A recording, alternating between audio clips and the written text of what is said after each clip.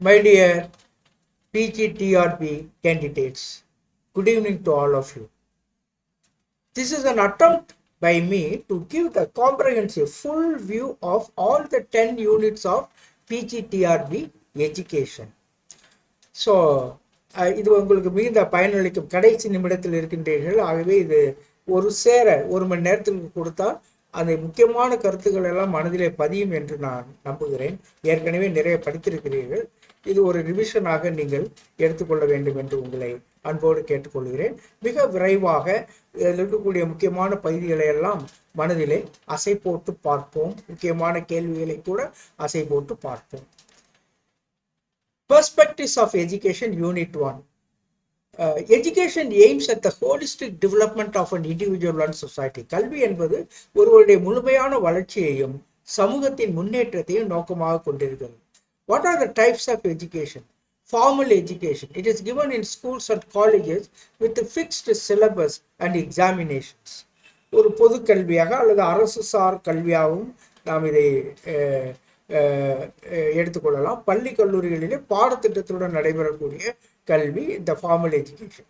நான் formal education முதியோர் கல்வி, அடல்ட்ஸ், அல்லது out of school learners, evening classes, பள்ளிக்கு செல்லாத பெரியவர்கள் வழங்கக்கூடிய கல்வியை நான் ஃபார்மல் எஜுகேஷன் சொல்லுகிறோம். அடுத்து இன்ஃபார்மல் எஜுகேஷன், இயல்பாக நடக்கக்கூடிய, அதாவது எந்த விதமான சட்டத்திட்டங்களுக்கு உட்படாமல் இயல்பாக வாழ்க்கையிலே நாம் பெறக்கூடிய அனுபவங்கள் எல்லாமே இன்ஃபார்மல் எஜுகேஷன், வாழ்க்கை அனுபவங்களுடைய மூலம் கிடைக்கக்கூடிய கல்வி.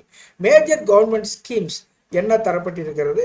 SSA, சர்வ சிக்ஷா அபியான், யூனிவர்சல் எலமெண்டரி எஜுகேஷன், ஆரம்ப கல்வி அனைவருக்கும் அப்படிங்கிறது அந்த UEE என்பதனுடைய அர்த்தம். சர்வ சிக்ஷா அபியான் இதை தருகிறது.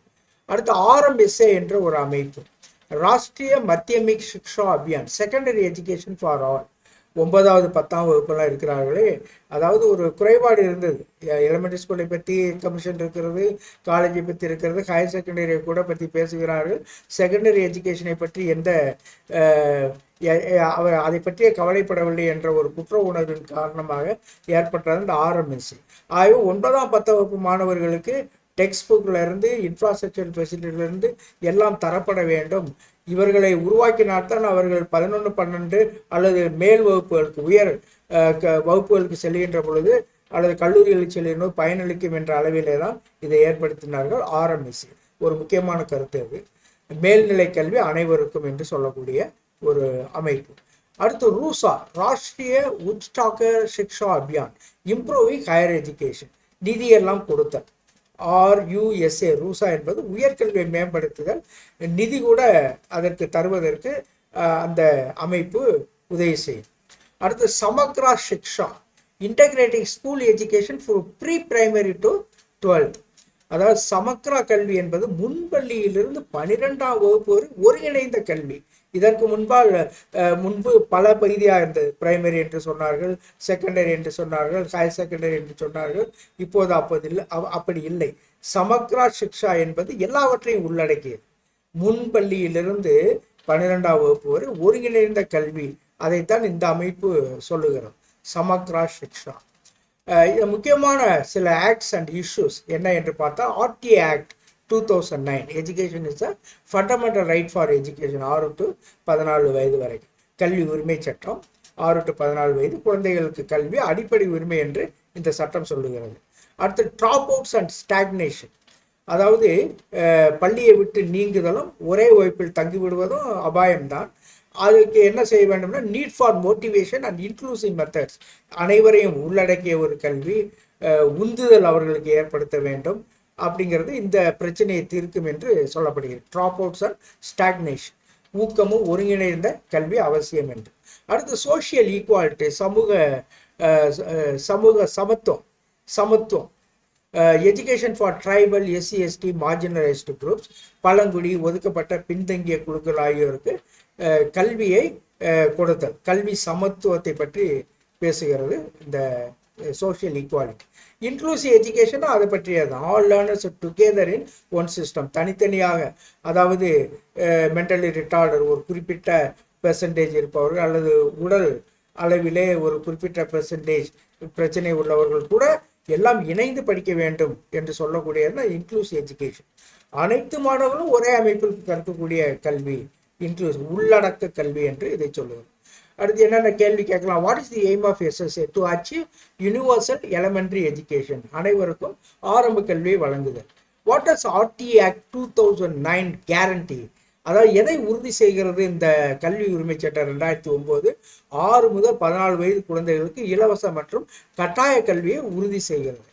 இன்க்ளூசிவ் எஜுகேஷன் என்றால் என்ன? Education that includes all learners irrespective of differences.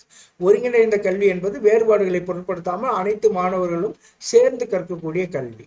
இதெல்லாம் அந்த முதல் அலகிலே இருக்கக்கூடிய பகுதிகள். ஏற்கனவே படித்திருப்பீர்கள், கொஞ்சம் அசை போட்டுக் கொள்வதற்காகத்தான் இதை திருப்புகிறோம். அடுத்து philosophical and sociological foundations, unit 2. Philosophy of education deals with the purpose, nature and values of education. கல்வி தத்துவம் என்பது கல்வியினுடைய நோக்கம், இயல்பு மற்றும் மதிப்புகள் பற்றி பேசுகிறது. மேஜர் ஸ்கூல்ஸ் என்னவாக இருக்கிற இந்த பிலாசபிலன்னா நமக்கு ஏற்கனவே படித்திருப்போம். ஐடியலிசம், பிளேட்டோ, விவேகானந்தர் இந்த பள்ளியை இந்த ஸ்கூலை சேர்ந்தவர், ஐடியலிசம் பிரிவை சேர்ந்தவர். Focus on mind and values. இது ஐடியலிசம் என்பது கருத்தியல் வாதம். இது சில சமயத்தில் டிரான்ஸ்லேஷன் ஒரு மாதிரி இருக்கும், அது சரியாக புரிந்து கொள்வோம். ஐடியலிசம் என்பது மனமும் நற்பண்புகள் முக்கியம் என்று சொல்லுவதுதான் ஐடியலிசம் கல்வி. நேச்சுரலிசம் கல்வி என்ன சொல்லுகிறது? எஜுகேஷன் அக்கார்டிங் டு நேச்சர், இயற்கையோடு பொருந்துகின்ற கல்வியை பற்றி நேச்சுரலிசம் பேசுகிறது. ரூசோ முக்கியமான ஒருவர் அதில்.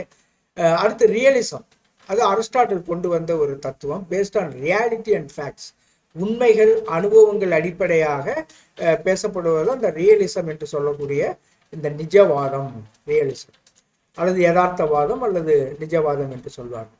அடுத்து பிராக்மெட்டிசம், நடைமுறை தத்துவம். இது டூவி ரொம்ப முக்கியமான ஒருவர். அங்கே அரிஸ்டாட்டில் ரியலிசம், இங்கே Dewey. Learning by doing and experience. Pragmatism என்பது பயனுடை தத்துவம் என்று சொல்வது. செயலில் கற்றல், ஆக்டிவ் லேர்னிங், அனுபவத்தில் வளர்ச்சி, growth in experience. அதுதான் அந்த பிராக்மெட்டிசத்தினுடைய பிராக்மெட்டிசம் கல்வின்ற ஒரு முக்கியமான பண்பு. Learning by doing and experience. அடுத்து Indian thinkers, Gandhi, basic education, அடிப்படை கல்வி, Nai Talim. Tagore freedom in learning through nature and art.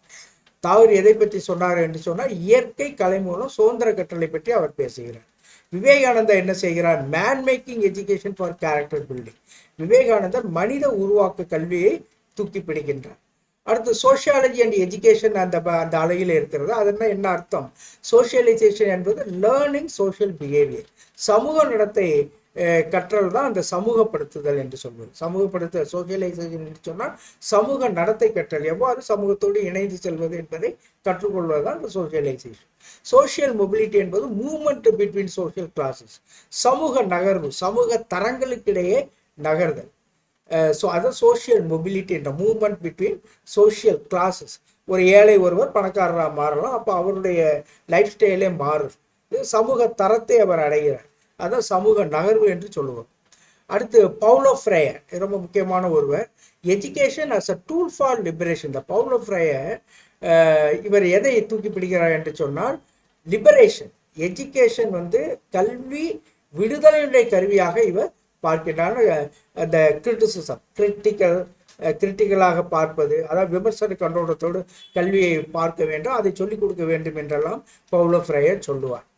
Who is the father of pragmatism in education? John Dewey. கல்வியில் இந்த பயனுடை தத்துவத்தினுடைய தந்தை யார்? John Dewey.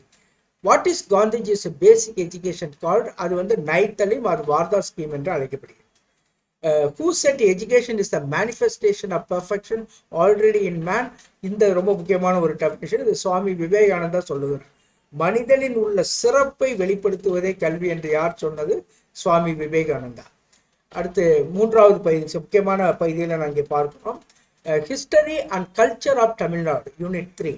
Tamil Nadu's education grew through social and political movements like Justice Party, self-respect movement.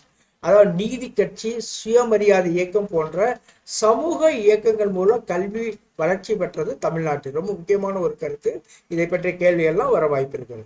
அடுத்து establishment of universities, Madras, Annamalai, Madurai, Kamaraj. Expanded higher education, Madurai, Kamaraj, Annamalai, Madras பல்கலைக்கழகம் உயர்கல்வியை விரிவுபடுத்தின. அடுத்து Tamil literature arts and architecture enriched culture. Tamil இலக்கியம் கலை கட்டடக்கலை ஆகியவை தமிழ் இலக்கியம் கலை கட்டடக்கலை ஆகியவை பண்பாட்டை வளமாக்கின, செழுமையாக்கின. முக்கியமான கேள்விகளாக என்ன கேட்கலாம்? Who started the self respect movement? Periyar EV Ramasamy. சுயமரியாதை இயக்கத்தை தொடங்கியவர் ஈவி ராமசாமி. அடுத்து சைல்ட்ஹுட் அண்ட் அடாலசன்ஸ், அந்த 4வது அலையில என்ன பார்க்கிறோம்? Development is a continuous process from birth to death. வளர்ச்சி என்பது பிறப்பிலிருந்து இறப்பு வரை தொடர்ச்சியாக, கண்டினியூஸ் ஆக்ஷன், தொடர்ச்சியாக செயல்படும் ஒரு செயலாகும். என்னென்ன ஸ்டேஜஸ் இருக்கு? Early childhood 2 to 6 years, rapid physical and language growth. ஆரம்ப குழந்தை பருவம், அது வந்து 2லேருந்து 6 வயசு வரைக்கும் உடல் மற்றும் மொழி வளர்ச்சி வேகமாக நடக்காத முக்கியமான ஒரு சிறப்பியல்பு. இந்த வயசுல உடல் மற்றும் மொழி வளர்ச்சி வேகமாக நடக்கும். லேட்டர் சைல்ட்ஹுட் 6 to 12 வயசு, development of reasoning and socialisation. பின் குழந்தை பருவம் அந்த 6 to 12, அதுல சிந்தனை சமூக பழக்கம் வந்து வளர்ச்சி பெறும். அடுத்து அடாலசன்ஸ், குமாரப்பருவம் அது வாலிப பருவம் என்றால் பலவராக சொல்லுகிறார். அந்த குமரப்பருவம் சரியான ஒரு மொழிபெயர்ப்பாக இருக்கும். இந்த அடாலசன்ஸ் என்பது emotional instability and identity crisis period. உணர்ச்சி கலக்கம் மற்றும் தனித்தன்மை தேடுகின்ற காலம் தான் இந்த அடாலசன்ஸ். அதை ஒட்டிய எல்லா பிரச்சனைகளும் நீங்கள் படித்திருப்பீர்கள். உணர்ச்சி கலக்கம் மற்றும் தனித்தன்மை தேடும் காலம் தான் இந்த அடாலசன்ஸ், 12லேருந்து 19 வயசு வரை. இதையெல்லாம் பேசக்கூடிய இந்த சைல்டு சைக்காலஜி பற்றி பேசக்கூடிய பல உலகியல் அறிஞர், முக்கியமாக பியாஜே. காக்னிட்டிவ் டெவலப்மெண்ட், அறிவாற்றல் வளர்ச்சியை பற்றி, குழந்தைகளுடைய அறிவாற்றல் வளர்ச்சியை பற்றி பேசுகிறார். 4 ஸ்டேஜஸ் சொல்லுகிறார், 4 நிலைகளை சொல்லுகிறார். சென்சரி மோட்டார், உணர்வு இயக்கம். ப்ரீ ஆப்ரேஷனல், முன் செயல்பாடு. காங்கிரீட், அதாவது ஒன்றை பார்த்து தொட்டு படிப்பது, அப்ஸ்ட்ராக்ட் கருத்துக்களை, அதாவது புரிந்து கொள்ளாத கருத்துக்களை புரிந்து கொள்ளக்கூடிய பொருட்களின் வழியாக கற்றுக்கொள்வதுதான் இந்த காங்கிரீட் என்று சொல்வது, காங்கிரீட் ஸ்டேட். அடுத்து ஃபார்மல்ங்கிறது, அன்பு என்றால் என்ன என்றால் ஒரு 14 வயது பையன் சொல்லும். அது வந்து ஒரு கடினமான கருத்துக்களை கூட உள்வாங்கி பேசக்கூடிய ஒரு ஸ்டேஜ். அந்த ஸ்டேஜுக்கு அந்த அடாலசன்ட் ஸ்டேஜில் உள்ள பிள்ளைகள் செல்கிறார்கள். அதை ஃபார்மல் ஸ்டேஜ் என்று சொல்லுவோம். அடுத்து எரிக்சன் வந்து சைக்கோ சோஷியல் ஸ்டேஜஸ். அது ரொம்ப முக்கியமான ஒரு கருத்து அடாலசன்ஸை பொறுத்தளவில்.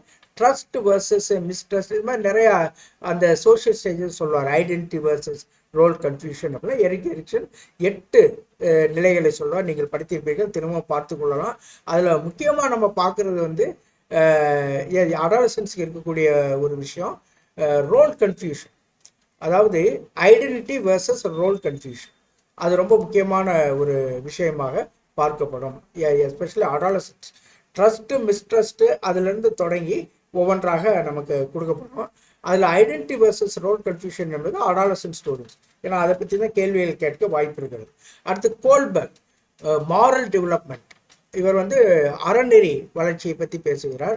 அதில் 3 விதமான விஷயத்தை சொல்லலாம். Pre conventional, conventional, post conventional. அதாவது முன் பழக்க நிலை, பிந்தைய நிலை என்று 3 விஷயத்தை அவர் சொல்லுவார். அதாவது முன் பழக்க நிலைன்னா பெற்றோர்கள் சொல்வது அப்படியே கேட்கறது. பழக்க நிலைன்னா அது ஆசிரியர் மற்றவங்கள்லாம் எப்படி நடந்துக்கிறாங்க, என்ன சொல்கிறாங்க, மற்ற மாணவர்கள் எப்படி செய்கிறார் என்பதெல்லாம் அந்த பழக்க நிலை.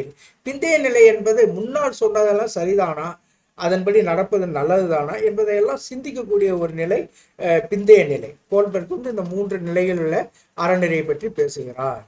இந்த டேனியல் கோல்மேன் என்பவர் எமோஷனல் இன்டெலிஜென்ஸ் என்ற ஒரு கருத்துருவை உருவாக்கியவர். ரெகக்னைசிங் அண்ட் மேனேஜிங் எமோஷன்ஸ், உணர்ச்சி நுண்ணறிவு, உணர்வுகளை அறிந்து கட்டுப்படுத்துதல் அப்படிங்கிற ஒரு விஷயத்தை சொல்லவர் டேனியல் கோல்மேன். அடுத்து லேர்னர் டிஃபரன்சஸை பற்றிய ஒரு குறிப்பு அங்கே இந்த யூனிட்ல இருக்கிறது. Slow learners, late bloomers, CWSN, அதாவது சிறப்பு கற்றல் தேவைப்படுபவர்கள், சிறப்பு குழந்தைகள், need remedial inclusive education, children with special needs என்று சொல்கிறது தான் CWSN. அவங்களுக்கு வந்து அதாவது மெதுவாக கற்கும் மாணவர்கள், தாமதமாக வளர்பவர்கள், சிறப்பு தேவையுடன் சீரமைக்கப்பட்ட மற்றும் ஒருங்கிணைந்த கல்வி இவர்களுக்கு தேவை. முக்கியமான கேள்விகளை இதெல்லாம் கேட்க வாய்ப்பு இருக்கிறது. Who proposed stages of cognitive development? Jean பியாஜே. அவர் என்னென்ன வளர்ச்சி நிலையை சொல்லியார் என்பது அதையும் நாம் நினைவிலே கொள்ள வேண்டும். அடுத்து according to Erikson adolescent phases which crisis, இதான் ரொம்ப முக்கியமான கருத்து. Identity versus role confusion. இந்த எரிக்சன் படி இந்த இளம் பருவம் எத்தகைய குழப்பத்தை எதிர்கொள்ளுன்னா அடையாளம் மற்றும் என்ன செய்வது, அதாவது பாத்திர குழப்பம்னா அவங்களுடைய பங்கு என்ன, அதுலேயே குழப்பம் வருது. அதாவது சில பள்ளிக்கூடத்துல ரொம்ப மதிக்கிறாங்க, வீட்டுக்கு போனாக்க நீ பொடியன் தானேன்னு சொல்லிட்டு சத்தம் போடுறாங்க, குழப்பம் அது. ஆகவே identity crisis versus role confusion என்று சொல்வது. ஸோ இதை அவன் பெரிய ஆளாக வர வேண்டும் நினைக்கின்றான், ஆனால் சமூகம் அவனை சிறுவனாகவே பார்க்கிறது. இதெல்லாம் சில குழப்பத்தை ஏற்படுத்துகிறது. So identity crisis versus role confusion, அடையாளம் அந்த பங்கு அல்லது பணிக்குழப்பம். அடுத்து டிஃபைன் எமோஷனல் இன்டெலிஜென்ஸ். அப்போ எமோஷனல் இன்டெலிஜென்ஸ்னா என்னது அப்படின்னா the ability to understand and regulate one's emotions. உணர்ச்சி நுண்ணறிவு என்பது தனது உணர்ச்சிகளை புரிந்து கட்டுப்படுத்தக்கூடிய திறன். அடுத்து 5வது யூனிட்ல என்ன பார்க்குறோம்னா லேர்னிங் அண்ட் டீச்சிங், அதுதான் தலைப்பு. எப்படி இதில் முக்கியமான அம்சம் என்ன அப்படின்னா learning is a relatively permanent change in behaviour due to experience or practice. கற்றல் என்பது அனுபவம் அல்லது பயிற்சி மூலம் ஏற்படும் நடத்தை மாற்றம், அதுதான் டெஃபினிஷன். இதில் எல்லாம் கேள்விகள் வர வாய்ப்பு இருக்குது. அதாவது கற்றல் என்பது அனுபவம் மற்றும் பயிற்சி வரும். ரிலேட்டிவ்லி பெர்மனன்ட், ஏறத்தாழ ஒரு நிலைத்த ஒரு மாற்றத்தை ஏற்படுத்துவது, ஏறத்தாழ ஒரு நிலைத்த மாற்றத்தை நடத்தையில் ஏற்படுத்துவது. மேஜர் தியரிஸ் இதில் என்ன இருக்குது அப்படின்னு சொன்னால் இந்த லேர்னிங்கில் Thorndike trial and error learning சொல்கிறது. Learning by trying and succeed. Thorndike என்பது முயற்சி மற்றும் பிழை, முயன்று வெற்றி அடையும் கற்றுறது தான் இந்த தாண்டைக். அது இந்த ஆட்களை நல்லா தெரிஞ்சுக்கணும், அதை தான் ரொம்ப கேட்பாங்க. அதாவது யார் எதை சொன்னா, இந்த குறிப்பிட்ட இந்த கருத்துருவை யார் முன்வைத்தா அப்படிங்கிறது முக்கியமான கேள்வி. ஸோ இந்த தாண்டைக் என்பவர் trial and error, learning by trying and success. அடுத்து பாவ்லோ, இவர் வந்து கிளாசிக்கல் கண்டிஷனிங், ஒழுங்கமைக்கப்பட்ட கற்றலை பற்றி பேசுகிறாரு. கிளாசிக்கல் கண்டிஷன் அவர் சொல்கிறது எதுன்னா ஸ்டிமுலஸ் ரெஸ்பான்ஸ் லேர்னிங், அப்படி அதாவது தூண்டல் துலங்கல் கற்றலை பற்றி அவர் பேசுகிறார். அதான் அந்த டாக் வச்செல்லாம் அந்த சலைவா, அந்த பெல் அடிக்கும் பொழுது உணவு வைக்கிறது, அதெல்லாம் அந்த ஸ்டிமுலஸ் ரெஸ்பான்ஸ். அதை நீங்கள் படித்திருப்பீர்கள் அந்த முழு இதையும். ஆனால் முக்கியமாக நாம் கருத்திலே கொள்ள வேண்டியது ஸ்டிமுலஸ் ரெஸ்பான்ஸ் லேர்னிங், தூண்டல் துலங்கல், தூண்டல் பதில் கற்றல் என்று சொல்றது. ஒழுங்கமைக்கப்பட்ட கற்றல், தூண்டுதல் பதில் அடிப்படையில் அல்லது தூண்டுதல் துலங்கல் அடிப்படையில், அது பாவ்லோ. அடுத்து ஸ்கின்னர்ங்கிறது operant condition, reinforcement strengthens behaviour. Skinner வந்து செயல்பாட்டு நிலைமை கற்றல் அப்படி ஆப்பரண்ட் கண்டிஷன், உறுதிப்படுத்தல் நடத்தை வழங்க, அதாவது வலுவூட்டம் செய்தல், ஒரு பரிசு கொடுத்தல், உணவு கொடுத்தல், இதன் வழியாக ஒரு குறிப்பிட்ட நடத்தையை மீண்டும் மீண்டும் செய்ய வைத்தல், அதுதான் ரீஇன்ஃபோர்ஸ்மெண்ட், வலுவூட்டுதல் என்று தமிழிலே நான் சொல்லுவேன். அதை சொல்றவர் யாருன்னா ஸ்கின்னர். ஸ்கின்னர் என்பவர் ஆப்பரண்ட் கண்டிஷன், செயல்பாட்டு நிலைமை. அடுத்து மைக்ரோ டீச்சிங்கை பற்றி நிறையா இது மிக எளிமையாக படித்திருப்பீர்கள். மைக்ரோ டீச்சிங்கிறது வந்து practice of teaching one skill at a time, ஒரு திறனை ஒரே நேரத்தில் பயிற்சி செய்வது. ஒரு 5-10 பேருக்கு 5 அல்லது 10 நிமிடத்திற்குள் ஒரு சின்ன குருவா. இது ரொம்ப முக்கியமானது வந்து ஃபீட்பேக். மைக்ரோ டீச்சிங்கில் அது கேள்வியெல்லாம் அது ரொம்ப முக்கியமாக கேட்பாங்க. மைக்ரோ டீச்சிங்குடைய நோக்கம் என்னன்னா பிரதிபலிப்பு. அதாவது மற்றவங்க நம்மளை பற்றி, என் டீச்சிங்கை பற்றி என்ன சொல்கிறாங்க என்பதை பார்த்து அதை மாற்றிக்கொள்ளுதல், கற்பித்தலிலே முன்னேறுதல், கற்பித்தல் திறனிலே முன்னேறுதல், அதுதான் முக்கியமான ஒரு விஷயம் இந்த மைக்ரோ டீச்சிங். அது இந்த பின்னூட்டம் அப்படிங்கிற பின்னூட்ட தகவல், ஃபீட்பேக் என்பது ஒரு முக்கியமான கருத்து மைக்ரோ டீச்சிங். அடுத்து learning styles, visual, auditory, kinaesthetic, reading and writing, 4 விஷயம். விஷுவல்னா சில பேர் பார்த்தால்தான் ஒரு விஷயத்தை கற்றுக்கொள்வார். ஆடிட்டரினா கேட்பதன் வழியாக சில மாணவர்கள் கற்றுக்கொள்வார், அது அதிகமாக இருக்கும், அந்த பாணி அவங்கள்ட்ட அதிகமாக இருக்கும். கினஸ்தட்டி என்பது எதை செய்து பார்த்து தான் கற்றுக்கொள்ள முடியும், எழுதி பார்த்து தான் ஒன்றை கற்றுக்கொள்ள முடியும். அதுபோல கினஸ்தட்டிக் லேர்னர்ஸ், உடல் இயக்க மாணவர்கள்னு சொல்கிறோம். அடுத்து ரீடிங் அண்ட் ரைட்டிங், சில பேர் வாசித்து எழுதி அப்படி கற்றல் பாணியை வைத்திருப்பாங்க. இந்த 4 வகையான கற்றல் பாணி, இதில் நிறைய கேள்விகள் வர வாய்ப்பு இருக்குது. இதில் என்ன அப்ரோச்சஸ் அப்படின்னு பார்த்தோம்னா teacher centred, student centred, hybrid, ஆசிரியர் மையம், மாணவர் மையம், அப்புறம் கலப்பு. அதில் தான் இந்த ஃப்ளிப்டு லேர்னிங், பிளெண்டட் லேர்னிங்லாம் சொல்லுவோம். ஃப்ளிப்டு லேர்னிங் அப்படின்னு சொன்னால் அதாவது அப்படியே தலைகீழாக புரட்டி போகுது. ஆசிரியர் சொல்கிறதுக்கு போல எல்லா விஷயத்தையும் கொடுத்து அவங்க வீட்டில் போய் பயிட்டு வந்து அப்புறமா இங்கே ஆசிரியர் வந்து அதுக்கு பின்னால் எக்ஸ்ப்ளனேஷன்லாம் கொடுப்பார். Flipped learning. பிளண்டர் லேர்னிங் அதே மாதிரி இடத்தால அதே மாதிரி தான். பிளண்டர் லேர்னிங் வந்து முக்கியமான விஷயங்கள் அந்த வீடியோஸ் இதெல்லாம் கொடுத்து அனுப்பிடுறது. ஆனால் எதுவுமே சொல்ல மாட்டார் ஆசிரியர். அவங்க எல்லாம் கற்றுட்டு அதில் என்னென்ன சந்தேகம் இருக்கிறதோ அதை அடுத்த நாள் வந்து வகுப்பிலே வந்து விவாதம் செய்வார். அதை கலப்பு கற்றுன்னு அதை சொல்கிறது. ஸோ ஃப்ளிப்டு லேர்னிங் அப்படியே தலைகீழாக இருக்கும். பிளண்டர் லேர்னிங் வந்து ரெண்டு கலந்துரும், ஆசிரியர் மாணவரும் இணைந்து சொல்லக்கூடியதாக இருக்கும். அடுத்து who is the father of operant condition? BF Skinner. செயல்பாட்டு நிலைமை கல்வியினுடைய தந்தையார் BF Skinner. What is meant by insight learning? இன்சைட்னா உள்னா உள் எப்படி சொல்றது, உள்பார்வை கற்றல். மனதிற்குள்ளே ஏற்படக்கூடிய ஒரு கற்றலாகும். Sudden grasp of relationship between means and ends. காரணம் பயன் தொடர்பு திடீரென புரிந்து கொள்ளும். திடீரென இந்த யுரேகா அந்த ஆர்கிமிடிஸ் கோட்பாடுலாம் சொல்கிறோம்ல, அவர் அந்த தொட்டியில் போய் தண்ணிக்குள்ளே விழுகிற சமயத்தில் ஆர்கிமிடிஸ் கோட்பாட்டை அவர் புரிந்து கொண்டு யுரேகா கண்டுபிடித்தேன் என்று கதறுவதையெல்லாம் நான் படித்திருக்கிறேன். அந்த காரணம் பயன் தொடர்பை திடீரென புரிந்து கொள்வதுதான் இன்சைட் லேர்னிங். அடுத்து micro teaching focuses on what? Developing specific teaching skills.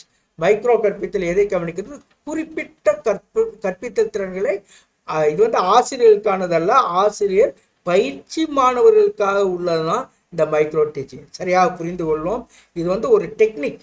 இது வந்து ஒரு பயிற்சிக்கான ஒரு டெக்னிக்காக ஆசிரியர் மாணவர்களுக்கு தரப்படுவது, ஆசிரியர்களுக்கு அல்ல. அதை நன்றாக புரிந்து கொள்ளார். Micro teaching focuses on what? Developing specific teaching skills in the trainees, teacher trainees. அடுத்து ஆறாவது அழகில பார்ப்போம், intelligence and personality. Intelligence is the ability to learn, reason and solve problems. நுண்ணறிவு என்பது கற்றல், சிந்தித்தல், பிரச்சனை தீர்த்தல் ஆகிய திறன் தான். இன்டெலிஜென்ஸ் தான் டெஃபினிஷன். இதில் என்னென்ன தியரிஸ்லாம் இருக்குது அப்படி லேசாக அசை போடுவோம். Spearman 2 factor theory of intelligence, 2 காரண கோட்பாடு. G factor, S factor. G என்பது எல்லாருக்கும் பொதுவாக இருக்கக்கூடிய ஒரு காரணி. எல்லாருமே அந்த ஜி ஃபேக்டரை வச்சு ஒரு விஷயத்தை கற்றுக்கொள்ளணும். எஸ் என்பது குறிப்பிட்ட ஒவ்வொரு மாணவனுக்கும் சில குறிப்பிட்ட திறன் இருக்கும். ஒரு குறிப்பிட்ட விஷயத்தில் ஒரு ஆர்வமும் அதை கற்றுக்கொள்வதற்கான ஒரு திறன் இருக்கும். அது ஸ்பெசிஃபிக் ஃபேக்டர்ன்னு அதை சொல்கிறது. அதை கொண்டு வந்தவர் யாருன்னா ஸ்பியர்மேன் என்று சொல்லக்கூடிய உலகியல் அறிஞர். அடுத்து தர்ஸ்டன் குரூப் ஃபேக்டர். தர்ஸ்டன் குழு காரண கோட்பாடு அதை சொல்கிறார். குழு காரண கோட்பாடுனா அதாவது ஏதோ 2 இல்லை, ஜி அண்ட் எஸ் அப்படின்ட்டு இல்லை, பல விஷயங்கள் அதில் வந்து பல கோணங்களில் இருந்து அறிவானது ஏற்படுகிறது அப்படின்னு சொல்கிறது தான் குழு காரண கோட்பாடு. அப்புறம் கார்டனர் வந்து மல்டிபிள் இன்டெலிஜென்ஸ் சொல்கிறார். அது இன்டெலிஜென்ஸில் பல வகைகள் இருக்குது. மொழியாற்றல், லிங்குவிஸ்டிக் இருக்குது, மியூசிக்கல், இசையில் இருக்கக்கூடிய ஒரு திறன், ஸ்பேஷல் இடம் சார்ந்த திறன். இதெல்லாம் வந்து இந்த மாதிரி 8 வகையை அவர் சொல்வார். நேச்சுரலிஸ்டிக் இன்டெலிஜென்ஸ், இயற்கை சார்ந்த ஒரு திறன் அப்படிங்கிறதெல்லாம் கார்டனர் முன்வைக்கக்கூடிய மல்டிபிள் இன்டெலிஜென்ஸ். இதை நன்றாக புரிந்து கொள்வோம். அடுத்து கார்டனர் வந்து அதான் சொல்கிறோம், மொழி, இசை, காட்சி. அடுத்து கோல்மேன் என்பவர் எமோஷனல் இன்டெலிஜென்ஸ், உணர்ச்சி நுண்ணறிவை பற்றி சொல்ல வந்த கோல்மேன். ஏற்கனவே அதனுடைய டெஃபினிஷன் பார்த்தோம். அதாவது உணர்ச்சி நுண்ணறிவு என்பது இதயத்தால் அறிவது அப்படிங்கிறது தான் அதனுடைய இது. அதாவது வழக்கமாக மூளையால் அறிவது அறிவுன்னு சொல்கிறோம், இன்டெலிஜென்ட் நுண்ணறிவு அப்படிங்கிறது. உணர்ச்சி நுண்ணறிவு இதயத்தான் அப்படின்னா மற்றவர்களை புரிந்து கொள்வது, நம்மை புரிந்து கொள்வது, அதெல்லாம் உள்ளடக்கிய எமோஷனல் இன்டெலிஜென்ஸ் சொல்லக்கூடிய ஒரு முறை. அடுத்து பர்சனாலிட்டிங்கிறது இதில் பல தியரிஸ் இருக்குது. முக்கியமாக ட்ரைட் தியரிஸ், பண்பு கோட்பாடுகள் இருக்குது. ஆல்போர்ட், கேட்டல், ஐசங் அப்படிங்கிற ஆல்போர்ட், கேட்டல், ஐசங். நமக்கு தெரியும் ஆல்போர்ட்டுங்கிறவர் வந்து அந்த கார்டினல் ட்ரைட்ஸை பற்றி cardinal, secondary, primary traits, secondary ட்ரைட்ஸை பற்றிலாம் அவர் பேசுவார். கேட்டல்ங்கிறது 16 வகையான ஆற்றல் பண்பு கோட்பாடுகளை பற்றி பேசுவார் கேட்டல். ஐசங்கிறவர் உள் வெளி ஆற்றலை பற்றி பேசுவார். Internal power, external power. ஐசங்க்னோ இன்வர்ட் அண்ட் அவுட்வர்ட் அப்படின்னு பேசக்கூடிய ஒரு ஐசங்க். இதெல்லாம் வந்து ட்ரைட், பண்பு சார்ந்த விஷயம். அடுத்து டைப் தியரிஸ் இருக்குது. ஷெல்டன்கிறது வந்து பாடி டைப்.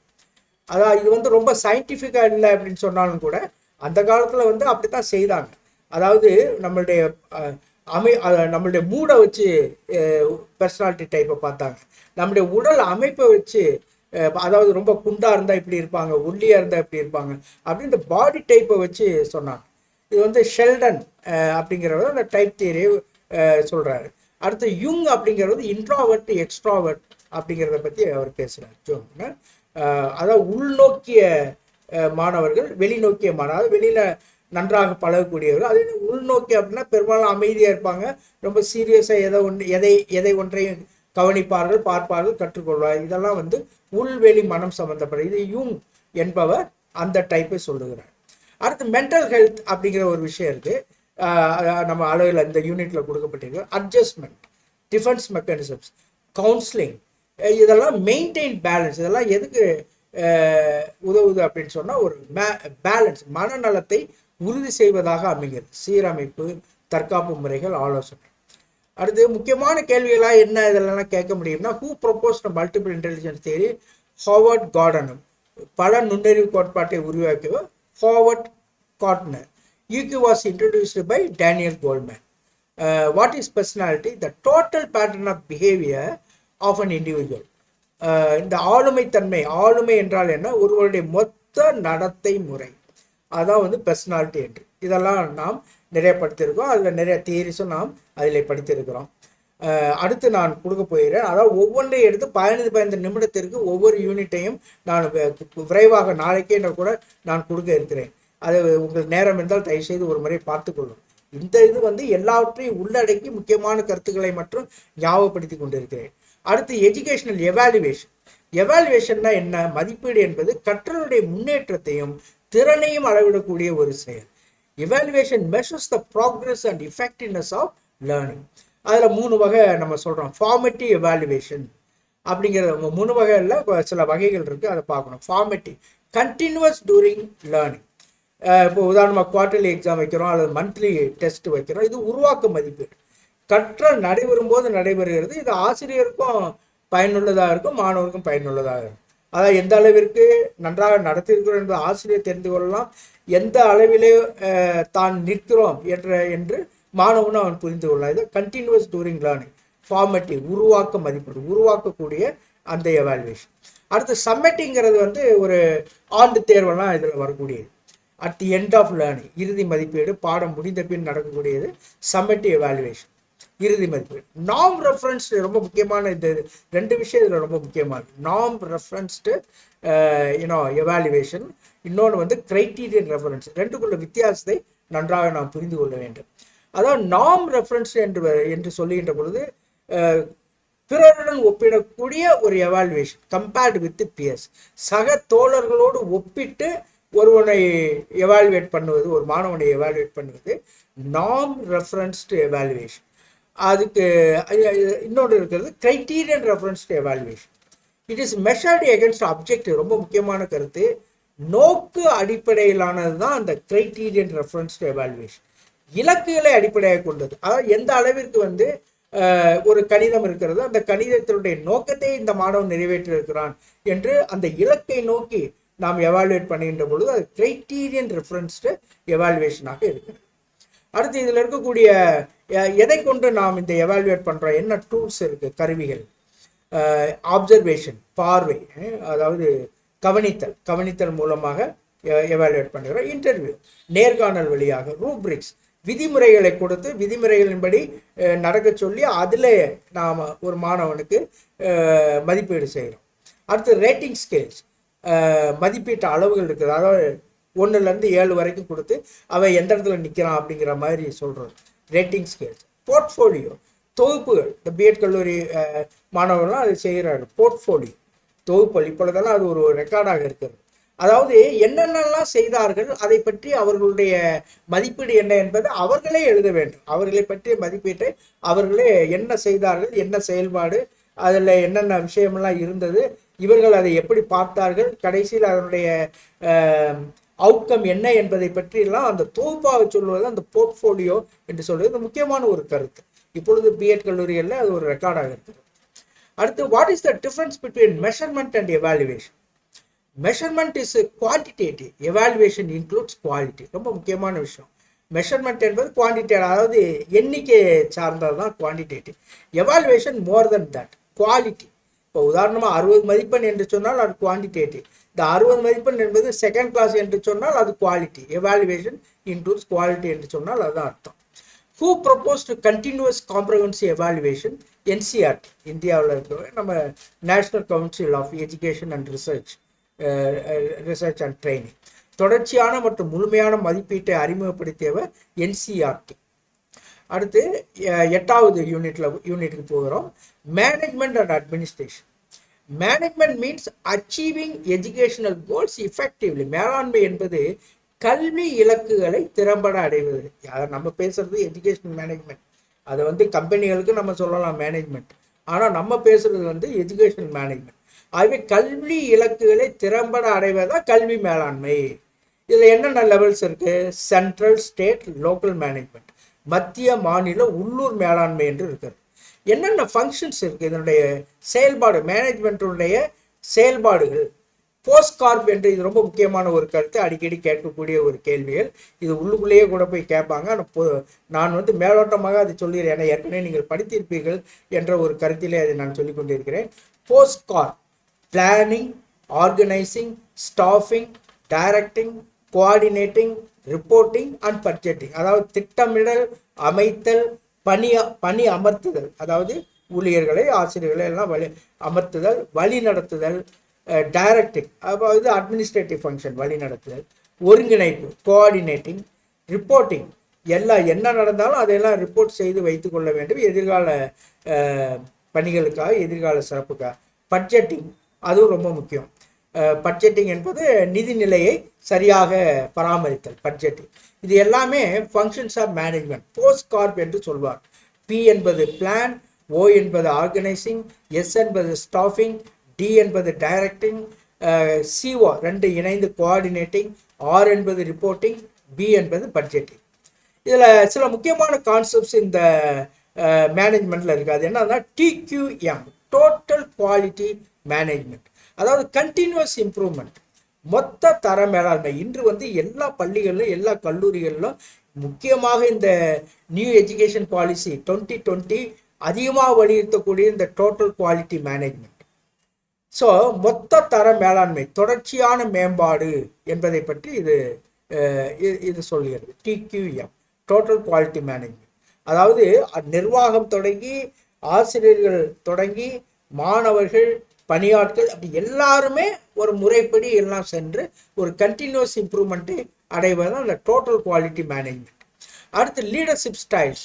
ஆட்டோக்ராட்டிக், இது ரொம்ப முக்கியமான கருத்து. Autocratic, democratic, laissez faire. முன்னணி திறன்கள், அதாவது ஆதிக்க ஆட்டோக்ராட்டிக் டீச்சர்ஸாக இருக்கலாம். அதாவது நான் சொல்கிறது தான் செய்யணும், அது சில சமயங்களில் பயனளிக்கும். 11, 12 ஆட்டோக்ராட்டிக் டீச்சராக இருந்தால் தான் கிளாஸே நடக்க முடியும். அந்த 2க்கு போனால் டெமோக்ராட்டிக்கு, லேசி ஃபேர்லாம் போனாங்கன்னா ஆசிரியர் நிலைமை ரொம்ப தர்ம சங்கடமாயிடும்.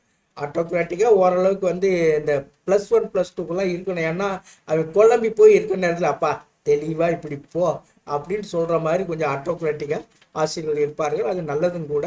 +1 +2 அது ஆதிக்க ஆசிரியர்னு சொல்கிறார். ஜனநாயக ஆசிரியர், டெமோக்ராட்டிக்னா அதாவது இப்போ ஒரு நிர்வாகம் இருக்கிறது. டெமோக்ராட்டிக் அட்மினிஸ்ட்ரேஷன்னா பிரின்சிபல் எல்லாரோடையும் பேசுகிறார்.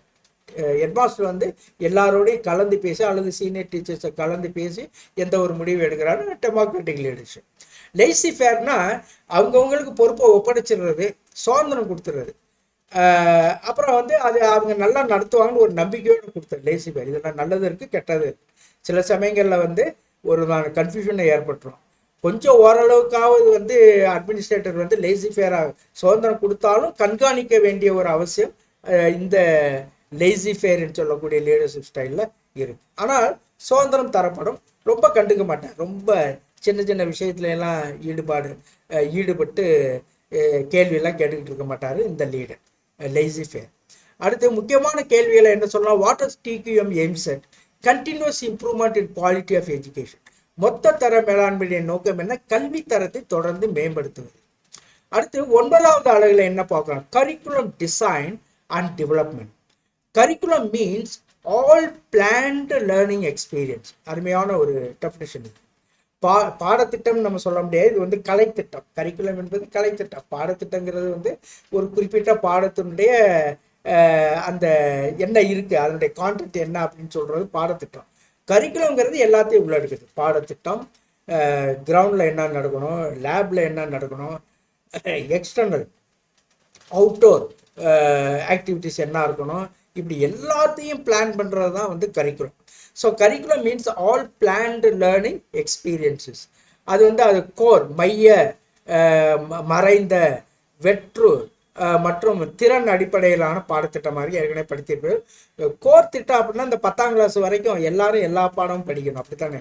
அது வந்து கோர் கரிக்குலம் சொல்லுவாங்க. அதாவது ஒரு 10ஆம் கிளாஸுக்கு பிற்பாடு அவன் வந்து பள்ளியை விட்டு நீங்கினான் என்று சொன்னால் அட்லீஸ்ட் தெரிய வேண்டிய எல்லாவற்றையும், அடிப்படையில் தெரிய வேண்டிய எல்லாவற்றையும் தெரிந்து கொண்டு அவன் செல்கிறான். அதற்கான ஒரு கலைத்திட்டம் தான் இந்த கோர் கரிக்குலம் என்று சொல்லுவோம். ஹிடன் கரிக்குலம், இந்த வேல்யூஸ் இதெல்லாம் வந்து இதிலிருந்து வரக்கூடிய ஹிடன் கரிக்குலம். அதாவது சில, இப்போ உதாரணமாக கலை வடிவம், அதாவது ஃபேன்சி பீட்லாம் நடத்துகிறோம். கலை சம்பந்தப்பட்ட விஷயங்கள்லாம் நடத்துகிறோம். டான்ஸ், பேச்சு போட்டிகள், இதெல்லாம் வந்து ஹிடன் கரிக்குலம். அதாவது மறைமுகமாக பல நல்ல மதிப்பீடுகளை மாணவர்களுக்கு அனுபவமாக கொடுக்குறது. அதே போல் நல் கரிக்குலம் என்று இருக்கிறது காம்பிடென்சி பேஸ்டு கரிக்குலம். திறன் அடிப்படையிலான ஒரு பாடத்திட்டம். இதெல்லாம் வந்து 4 வகையாக தரப்படுகிறது. அடுத்து டைலர் மாடல். இதோட அப்ஜெக்டிவ்ஸ், இது வந்து அப்ஜெக்டிவ்ஸை ஒட்டி இருக்கக்கூடியது. Tyler model, learning experience evaluation. Objectives, learning experience, evaluation, இதுதான் இதனுடைய முறைகள். டைலர் முறை இலக்கு, கற்றல் அனுபவம், மதிப்பீடு. அதனால் இது ரொம்ப முக்கியமான ஒரு விஷயம். இலக்கு தான் ஃபஸ்ட்டாக இருக்குது இங்கே. ஏன்னா இதை வைத்துக்கொண்டு கேள்வியெல்லாம் கேட்பார், வேற என்னத்தையாவது சொல்லி டைலர் மாடல் இதுக்கு உள்ளதா அந்த ட்ரூ ஆர் ஃபால்ஸ்ல எல்லாம் வரும். ஆனால் இதை சரியாக புரிந்து கொள்ளணும். இலக்கு, கற்றல் அனுபவம், மதிப்பீடு தான் டைலர் மாடல். டபா மாடல்ங்கிறது Taba model, inductive development by teachers. அதாவது ஆசிரியர்கள் உருவாக்கும் நுணுக்கமான முறை, inductive development by teacher, Taba model. அடுத்து இம்பார்ட்டன்ட் கொஸ்டினை என்ன பார்க்கலாம்னா, who propose the objective model of curriculum? Ralph Tyler. பாடத்திட்ட இலக்கு முறை கூறியவர் ரால்ஃப் டைலர். அந்த கடைசி யூனிட்ல இன்ஸ்ட்ரக்ஷனல் அண்ட் எஜுகேஷன் டெக்னாலஜியில் முக்கியமான கருத்துக்கள் என்னவாக இருக்கிறது? Educational technology means applying scientific knowledge for teaching and learning. கல்வி தொழில்நுட்பம் என்பது கற்பித்தல், கற்றலில் அறிவியல் முறைகளை பயன்படுத்துதல். அதுவே கற்பித்தல், கற்றலில் அறிவியல் முறைகளை பயன்படுத்தி தான் வந்து எஜுகேஷன் டெக்னாலஜின்னு நம்ம சொல்கிறோம். இதில் வந்து சில கான்செப்ட்ஸ் இருக்குது. இன்னைக்கு ப்ளூம்ஸ் டெக்ஸானமி, அதாவது knowledge, comprehension, application, analysis, synthesis, evaluation. அறிவு, புரிதல், பயன்பாடு, பகுப்பாய்வு, ஒருங்கிணைப்பு, மதிப்பீடு. இது ஒரு மாதிரி ஹைரார்கிக்கல் ஸ்டெப்ஸ் மாதிரி இருக்கும். ஃபர்ஸ்ட் வந்து நாலேஜ், மெமரி. அடுத்து வந்து அண்டர்ஸ்டாண்டிங். அடுத்து வந்து பயன்பாடு, அப்ளிகேஷன். அதுக்கு பின்னால் அனாலிசிஸ், அது இன்னும் உயர்ந்த நிலையில் இருக்கக்கூடிய ஒரு திறன். அடுத்து சிந்தசிஸ், பகுத்தறிதல், அனாலிசிஸ், தொகுத்தறிதல், சிந்தசிஸ். இதுக்கெல்லாம் வந்து அறிவு வந்து அதிக அளவில் இருந்தால் தான் அது செய்ய முடியும். அதனால் இந்த ரீகால், மியர் மெமரியிலேருந்து அப்படியே மேலே செய்யுது. கடைசியில் என்னவா இருக்கும்? ப்ளூம்ஸ் டாக்ஸானமியில் எவாலுவேஷன், அதுக்கு ப்ராப்ளம் சால்விங், மதிப்பீடு என்பது அந்த கடைசியில். இதன் அடிப்படையில் தான் இப்போ எல்லாம் வந்து நம்ம லெசன் பிளான்லாம் எழுதிட்டு இருக்கோம். ஐ ஹோப் யூ வில் அண்டர்ஸ்டாண்ட்ஸ்னா, பிஎட்ல நீங்கள் அதெல்லாம் செய்திருப்பீர்கள் என்று நான் நினைக்கிறேன். அடுத்து programmed learning, linear, branched model 2 இருக்கு. இந்த லீனியர் மாடல்ங்கிறது ஸ்கின்னர் கொண்டு வந்தது. லீனியர் மாடல் ஆஃப் ப்ரோக்ராம் அப்படின்னா என்ன? அப்படின்னா ஒரு கேள்வியை கேட்கறது, அது பதில் தெரியுதா இல்லையா, தெரிஞ்சுன்னா உடனே அடுத்த கேள்விக்கு போயிடுறது. பதில் தெரியலன்னா பதிலை சொல்லிடுறது. அதாவது வந்து இம்மீடியட்டாக வந்து ரீஎன்ஃபோர்ஸ்மெண்ட். பதில் தெரியல அந்த கேள்விக்கு, அந்த பதிலை சொல்லிடுறோம். What is the capital of India? Delhi. இன்னொருத்தர் வந்து அவர் கல்கட்டான்னு சொல்கிறாரு, அது தவறு அப்படின்னு சொல்லிட்டு ஐயா டெல்லி அப்படின்ட்டு பதிலை வந்து போடுறது. இப்போ once and for all he knows the answer for that particular question. இது ஒரு மாதிரியான சைக்கலாஜிக்கல் மெத்தட் தான் லீனியர் ப்ரோக்ராமிங்ட்டு இதை சொல்கிறது. பிரான்ச்டு மாடல்ங்கிறது வந்து க்ரௌடர் ஏற்படுத்தினார். இது வந்து என்ன அப்படின்னா கொஞ்சம் காம்ப்ளிகேட்டடான ஒரு விஷயம் அந்த பிரான்ச்டு மாடல்ங்கிறது. அப்படி வந்து ஒரு கேள்வி கேட்குறாங்க, 4 ஆல்டர்னேட்டிவ்ஸ் கொடுக்குறாங்க. ஒரு ஆல்டர்னேட்டிவ் சரியா தவறா, அது ஏதோ ஒரு ஆல்டர்னேட்டிவ் வந்து சரியா இருக்குன்னு வைங்க. அப்படி சொல்லிட்டா கூட ஏன் சரி அப்படிங்கிறதுக்கு ஒரு விளக்கம் சொல்கிறது. அந்த ஆல்டர்னேட்டிவ் ஏன் தப்பு அப்படின்ட்டு அதுக்கு ஒரு விளக்கம் சொல்கிறது. மூணாவது ஆல்டர்னேட்டிவ் ஏன் தப்பு அப்படின்னு சொல்லிட்டு அதுக்கு ஒரு விளக்கம் தருது. இது அந்த வகையில் இது பிரான்ச்டு மாடல் கொஞ்சம் கஷ்டப்படுது. ஆசிரியர்கள் எளிதாக இதை தயாரிக்க முடியாது என்று சொல்வார். நிரல்படுத்திய கற்றல் என்று சொல்வார். அதாவது இந்த கிராம்பிள்டு எக்குன்னு சொல்கிறாங்கல்ல, அதை நல்லா போட்டு அடித்த ஒரு முட்டை அப்படின்ற மாதிரி இருக்கக்கூடியது அந்த branched model of learning, programmed learning அப்படின்னு சொல்கிறது. அதெல்லாம் இன்னும் நம்ம இன்னும் வரல. ஆனால் இது முக்கியமான ஒரு கருத்து. அது வேறு வேறு வழிகள், ஒருவேளை ஐஐடி அது போன்ற விஷயம் இது கீழே வரணும்னு எதிர்பார்க்கிறார்கள். அது லீனியர் மாடல் தான் நம்மள்கிட்ட இருக்குது. இப்போ நம்ம சொல்லிகிட்டு இருக்கிறது கூட இப்போ லீனியர் மாடல் தான். ஒரு கேள்வியை கேட்குறோம், உடனே பதிலை சொல்லிடுறோம், எக்ஸ்ப்ளனேஷன் கொடுத்துட்டு அடுத்த கேள்விக்கு போயிடும். அப்படின்னா அது லீனியர் ப்ரோக்ராம்டு லேர்னிங்னு அர்த்தம். சரி, அடுத்து இந்த கிளை பிரிவு க்ரௌடர். அது ஆட்களை தெரிந்து கொள்ளும். Linear branching model Skinner. Branched model of program லேர்னிங்கிறது க்ரௌடட் என்பவர் ஏற்படுத்தியிருக்கிறார். அடுத்து blended flipped learning, MOOCs, AI, LMS எல்லாம் நம்ம விரிவாக சொல்லியிருக்கிறோம் நம்முடைய பிடிஎஃப் ஃபைல்ஸ்லாம். கலப்பு கற்றல், தலைகீழ் வகுப்பு, பெரிய திறந்த பாடநெறிகள், இந்த மூக்ஸ் எல்லாம் இலவசமாக ஆன்லைன் வகுப்புகளை நாம் பெற்றுக்கொள்ளலாம். ஆன்லைன் மெட்டீரியல்ஸ்லாம் நாம் பெற்றுக்கொள்ளலாம். நான் ஏற்கனவே சொன்ன கலப்பு கற்றல் ஃபிளிப்டு லேர்னிங். பிளண்டட் லேர்னிங்னா கலப்பு கற்றல். அதாவது ஆசிரியர் சிலவற்றை லேசாக சொல்லி விட்டு ரொம்ப கஷ்டமானதோ அல்லது அது சம்மந்தப்பட்ட விஷயங்களை இன்னும் தெளிவாக வேண்டிய விஷயத்தை வேறு ஏதாவது ஒரு பிடிஎஃப் ஃபைல்ஸ் வழியாகவோ அல்லது வீடியோ வழியாக பையனுக்கு கொடுத்துட்றாங்க. அவன் வீட்டில் போய் உட்காந்து அதெல்லாம் பார்த்துட்டு ஆசிரியர் சொன்னது இது அவன் பார்க்குறது அதெல்லாம் வச்சுட்டு அடுத்த நாள் கிளாஸில் இன்னும் கொஞ்சம் விரிவாக அதை நடத்துறது. அது பிளண்டட் லேர்னிங், கலப்பு கற்றல். ஃபிளிப்டு லேர்னிங்கிறது கம்ப்ளீட்டாக மாற்றம். அதாவது ஆசிரியர் சொல்கிறதுக்கு பதிலாக எல்லாத்தையும் மாணவனே வீட்டில் போய் பார்த்துட்டு அடுத்த நாள் விவாதம் மட்டும் நடக்கும். அது ஃபிளிப்டு லேர்னிங். ஆசிரியர்கிட்ட அவன் கேள்விகள் கேட்டு தன்னுடைய சந்தேகங்களை அவன் நிவர்த்தி செய்வான். அதுக்கு பேர் ஃபிளிப்டு லேர்னிங், தலைகீழ் வகுப்புன்னு சொல்லுது. மூக்ஸுங்கிறது ஆன்லைன் கிளாஸஸ் என்று தெரியும். AI, artificial intelligence. இன்றைக்கி நிறையா விஷயங்கள் இன்றைக்கி வந்துட்டுருக்கு. ஏஐ தெரியலன்னா எதிர்காலத்தில் பெரிய பிரச்சனையே வரும் அப்படின்னு சொல்லி கொண்டு இருக்கிறார்கள் யூடியூப்ல. ஏஐ என்பது அவ்வளோ மிகப்பெரிய விஷயம், எல்லாரும் கற்றுக்கொள்ள வேண்டிய ஒன்று சொல்லுகிறார். அடுத்து எல்எம்எஸ், லேர்னிங் மேனேஜ்மெண்ட் சிஸ்டம் அப்படின்னு சொல்லுது. எல்எம்எஸ் இன்னைக்கு ரொம்ப அட்வான்ஸ்டாக இருக்குது. ஏன்னா ஆன்லைன்லாம் வந்த பின்னால லேர்னிங் மேனேஜ்மெண்ட் சிஸ்டங்கிறது ரொம்ப பெரிய அளவில் இருக்குது. எல்லாமே இந்த ப்ரோக்ராம் இன்ஸ்ட்ரக்ஷன் இதெல்லாம் சொல்கிறோம்ல, அதெல்லாம் சேர்ந்து செய்யக்கூடியது இந்த LMS, learning management system. So இதெல்லாம் முக்கியமான கருத்துக்கள். அடுத்து, who created Bloom's taxonomy? Benjamin Bloom. What is flipped learning? Students learn content at home, discuss in class. அது ஃபிளிப்டு லேர்னிங், அது தலைகீழ் கற்றல். ஆசிரியர் கிளாஸில் எல்லாம் சொல்கிறதுக்கு பதிலாக கான்டென்ட்டை மாணவர்கள் வீட்டில் படிச்சுட்டு அடுத்த நாள் விவாதம் செய்வது தான் ஃபிளிப்டு லேர்னிங், தலைகீழ் கற்றல். அப்புறம் பிளண்டட் லேர்னிங் நான் ஏற்கனவே சொன்னேன். ஆசிரியர் இன்ட்ரோடியூஸ் பண்ணிடுறாரு, எல்லாம் இது பண்ணிடுறாரு. இன்னும் கொஞ்சம் எக்ஸ்ட்ரா அவன் படித்துக் கொள்வதற்கு தேவையானதை அவன் வீட்டில் படிச்சுட்டு அதை இன்னும் கொஞ்சம் அறிவை பெருக்கிக் கொள்கிறார்கள் கிளாஸில். அது ஆசிரியருடைய பணி அங்கே அதிகமாக இருக்குது. இந்த ஃபிளிப்டு லேர்னில் ஆசிரியர் பணி கொஞ்சம் கம்மியாக இருக்குது. அதாவது முக்கியமான விஷயங்களை அப்படி முதவே கொடுத்து விட்டுறாரு. வீட்டுக்கு முறைப்படி அவன் என்னென்ன துவக்கத்துலேருந்து பார்க்கணும், எல்லாம் பார்த்துட்டு எல்லாம் வீடியோலாம் பார்த்துட்டு பிடிஎஃப் எல்லாம் பார்த்துட்டு அடுத்த நாள் விவாதத்தில் ஈடுபடுகிறான் இந்த flipped learning. What is the full form of TPAC? அது ஒரு கான்செப்ட் வரும். அது வேற ஒன்றும் இல்லை, டெக்னாலஜிக்கல் பெடகாஜிக்கல் கான்டென்ட் நாலேஜ் அப்படிங்கிறது. தொழில்நுட்பம் பாடப்பயிற்சி உள்ளடக்க அறிவு அப்படிங்கிறது தான் இந்த TPAC அப்படின்றதனுடைய அர்த்தம். So thank you very much dear friends. God bless you abundantly. இதில் நான் ரொம்ப அதிகமாக கொடுக்கல, அதாவது ஏற்கனவே நீங்கள் படித்திருக்க கடைசி நிமிஷத்தில் இருக்குது. அப்படியே மேலே இருந்த வாரியாக என்னென்னலாம் இருக்கிறது என்பதை நான் உங்களுக்கு சொல்லியிருக்கிறேன். இதில் ஏதாவது ஒரு பிரச்சனை என்றால் நீங்கள் அதை நீங்கள் ஏற்கனவே நோட்ஸ் எல்லாம் வச்சுருப்பீங்க. நானே பிடிஎஃப் ஃபைல்ஸு கிட்டத்தட்ட 70-80 பேர் வாங்கியிருக்கிறாங்க. அதில் டீட்டெயில்டாக நான் போட்டிருக்கேன். அது நிச்சயமாக அதில் என்னுடைய குரூப்பில் உள்ள மாணவர்களும் நிச்சயமாக பார்த்து கொள்ளுங்கள். God bless you abundantly.